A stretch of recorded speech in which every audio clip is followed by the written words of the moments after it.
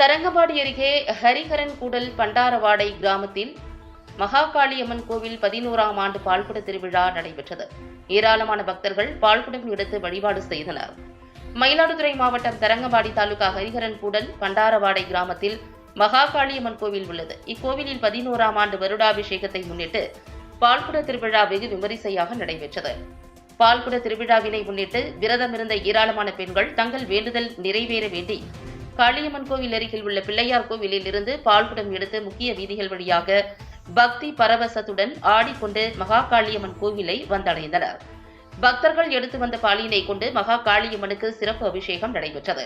பால்குட திருவிழாவில் ஏராளமான பக்தர்கள் கலந்து கொண்டு சுவாமி தரிசனம் செய்து வழிபட்டனர்.